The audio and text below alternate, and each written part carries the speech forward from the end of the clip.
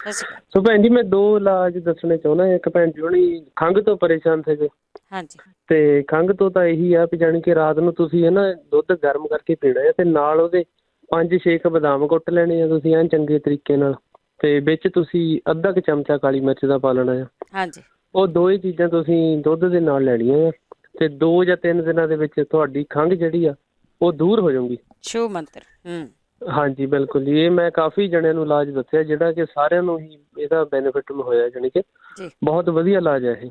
ਹਾਂਜੀ, ਕਿਉਂਕਿ ਮੈਂ ਇਹ ਬੇਸ਼ੱਕ ਖੰਘ ਕਹਿੰਦੇ ਸਾਲ ਜਾਂ 2 ਸਾਲ ਪੁਰਾਣੀ ਦੀ ਹੋਵੇ ਤਾਂ ਵੀ ਉਹ ਇਸ ਇਲਾਜ ਦੇ ਨਾਲ ਦੂਰ ਹੋ ਜਾਂਦੀ ਆ। ਇਹ ਠੀਕ ਬਹੁਤ ਵਧੀਆ ਡਾਕਟਰ ਇਲਾਜ ਹੈ ਸਾਹਿਬ, ਤੇ ਜਮਾ ਕੇ ਠੀਕ ਜ਼ਰੂਰ ਦੇਖਿਓ। ਡਾਕਟਰ ਹਾਂਜੀ ਸਾਹਿਬ। ਹਾਂਜੀ, ਤੇ ਦੂਸਰਾ ਇਲਾਜ ਸੀਗਾ ਕਸ਼ਰਾਲੀ ਦਾ, ਜਿਹੜੇ ਕੱਛ ਦੇ ਵਿੱਚ ਹੋ ਜਾਂਦੀ ਆ, ਤੇ ਉਹ ਭੈਣ ਜੀ ਹੁਣੀ ਦੱਸ ਕੇ ਗਏ ਸੀ ਪੱਥਰ ਜੱਟ ਵਾਲਾ, ਉਹ ਵੀ ਬਹੁਤ ਵਧੀਆ ਇਲਾਜ ਹੈਗਾ ਆ।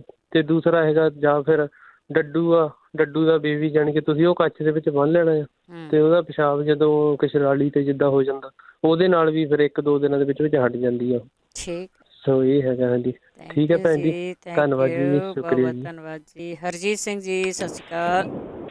ਹਾਂਜੀ ਭੈਣ ਜੀ, ਸਤਿ ਸ੍ਰੀ ਅਕਾਲ ਜੀ। ਸਤਿ ਸ਼੍ਰੀ ਅਕਾਲ। ਹਾਂਜੀ, ਸਰੋਤੇ ਆਪਣੇ ਦੇਖ ਲਓ ਬੜਾ ਖਿਆਲ ਕਰਦੇ ਇੱਕ ਦੂਜੇ ਦਾ, ਹਾਂਜੀ ਹਾਂਜੀ ਤੇ ਹਾਂਜੀ। ਮੇਰੇ ਕੋਲ ਸਾਡੇ ਕੋਲ ਸਕਿਪ ਹੋ ਜਾਂਦਾ ਕਈ ਵਾਰੀ। ਮੈਂ ਸਰੋਤੇ ਸਾਰਿਆਂ ਨੂੰ ਬੇਨਤੀ ਕਰਦਾ ਹੁੰਦਾ ਕਿ ਆ ਦੇਖੋ ਐਪ ਡਾਊਨਲੋਡ ਕਰੋ ਜਿਹੜਾ ਫੋਨ ਤੇ ਆ ਤੁਹਾਡਾ, ਤੁਸੀਂ ਕਦੇ ਵੀ ਸੁਣ ਸਕਦੇ ਆ। ਨਹੀਂ ਵੀ ਸੁਣ ਸਕਦੇ ਸਕਿਪ ਕਰ ਦਿੰਦੇ ਕਈ ਵਾਰੀ, ਤੇ ਤੁਸੀਂ ਨੈਕਸਟ ਵੀਕ ਸੁਣ ਲਓ, ਜਾਂ ਤੁਸੀਂ YouTube ਤੇ ਜਾਓ, ਹੈ ਨਾ।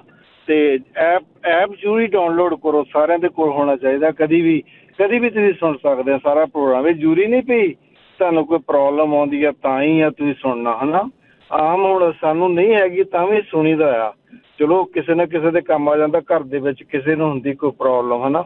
ਤੇ ਇਹ ਜ਼ਰੂਰੀ ਆ। ਤੇ YouTube ਤੇ ਵੀ ਸਬਸਕ੍ਰਾਈਬ ਕਰੋ, ਉਹਦੇ 'ਚੋਂ ਵੀ ਤੁਸੀਂ ਬਹੁਤ ਕੁਝ ਲੱਭ ਸਕਦੇ ਆ, ਬਾਰ ਸੁਣ ਸਕਦੇ ਆ, ਸਲੋ ਕਰਕੇ ਲਿਖ ਸਕਦੇ ਆ ਸਾਰਾ ਕੁਝ, ਹੈ ਨਾ। ਆ ਪਿੱਛੇ ਹਾਰਟ ਬਰਨ ਵਾਸਤੇ ਮੈਂ ਅੱਗੇ ਵੀ ਦੱਸਿਆ ਸੀਗਾ, ਕਿਸੇ ਪਿੱਛੇ ਕਾਲ ਆਈ ਸੀ ਕਿਸੇ ਦੀ, ਹਾਂਜੀ। ਉਹਨਾਂ ਨੂੰ ਵਿਨੇਗਰ ਦੱਸਿਆ ਸੀ। ਚਲੋ ਵਿਨੇਗਰ ਵੀ ਪੀਣਾ ਚਾਹੀਦਾ। ਅਗਰ ਨਹੀਂ ਚੰਗਾ ਲੱਗਦਾ ਤਾਂ ਤੁਸੀਂ ਦਿਲ ਪਿੱਕਲ ਲਵੋ, ਜਿਹੜਾ ਠੀਕ। ਵਿਨੇਗਰ ਵਾਲਾ ਹੁੰਦਾ, ਤੁਸੀਂ ਪਿੱਕਲ ਲਵੋ, ਉਹਨੂੰ ਰੋਟੀ ਦੇ ਨਾਲ ਖਾਓ, ਜਾਂ ਅੱਗੇ ਪਿੱਛੇ ਜਦੋਂ ਵੀ ਅੱਧਾ ਤੁਸੀਂ ਖਾ ਸਕਦੇ ਆ। ਬਹੁਤ ਚੰਗਾ ਹੁੰਦਾ ਸਿਹਤ ਵਾਸਤੇ। ਉਹ ਹਾਰਟ ਬਰਨ, ਐਸਿਡਿਟੀ ਬਣੀ ਹੋਵੇ ਕੋਈ ਵੀ, ਸਾਰਾ ਸਹੀ ਹੋ ਜਾਂਦਾ। ਤੇ ਜਿਹੜੇ ਕਹਿੰਦੇ ਸੀ ਢਿੱਡ ਵਿੱਚ ਪ੍ਰੋਬਲਮ ਆਉਂਦੀ ਆ ਤੇ ਵਾਰ ਲੈਟਰਿਨ ਵੀ ਜਾਣਾ ਪੈਂਦਾ ਕਈ ਵਾਰੀ, ਉਹ ਇਹ ਸ਼ਰਤੀ ਇਲਾਜ ਆ। ਸਾਡੇ ਇੱਕ ਇੰਪਲਾਈ ਤੋਂ ਸਹੀ ਹੋਇਆ ਉਹ, ਤੇ ਆਪਾਂ ਵੀ ਕਈ ਵਾਰ ਯੂਜ ਕਰੀਦਾ। ਜਿੱਦਾਂ ਚੀਆ ਸੀਡ ਰਾਤ ਨੂੰ ਭੇਜ ਕੇ ਰੱਖ ਲਓ 2 ਚਮਚ, ਸਵੇਰੇ ਲਵੋ। ਤੁਸੀਂ ਹਫ਼ਤਾ ਟਰਾਈ ਤਾਂ ਕਰੋ। ਜੀ। ਕਈ ਸੱਜਣ ਮਿੱਤਰ ਸਾਡੇ ਫੈਮਿਲੀ 'ਚ ਵੀ ਇੱਦਾਂ ਦੇ ਬੰਦੇ ਹੁੰਦੇ ਆ, ਆਪਣੇ ਘਰਾਂ 'ਚ ਹੀ ਹੁੰਦੇ ਆ, ਜਿਹੜੇ ਚੀਜ਼ ਤੇ ਲਿਆ ਕੇ ਰੱਖ ਲੈਂਦੇ ਤਾਂ ਖਾਂਦੇ ਨੀ ਗੇ, ਤੇ ਹਫ਼ਤੇ ਕੁ ਬਾਅਦ ਕਹਿਣਾ ਮੈਨੂੰ ਆਰਾਮ ਨਹੀਂ ਆਇਆ। ਆਰਾਮ ਤਾਂ ਹੀ ਆਉਣਾ ਜੇ ਤੁਸੀਂ ਕਰੋਗੇ ਤਾਂ।